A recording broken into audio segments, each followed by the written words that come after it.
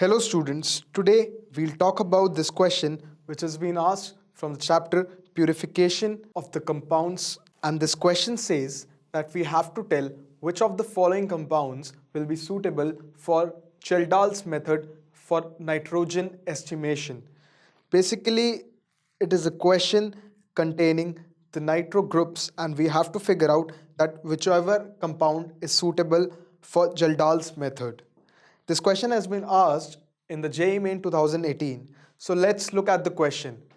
In the first option, we know that N2Cl is the disonium ion. So basically, it does not favor the Kjeldahl's method. It has been mentioned in the NCERT book.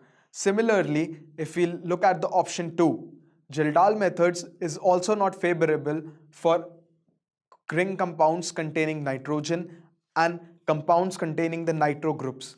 So basically, we comes out at the conclusion that option number C, that is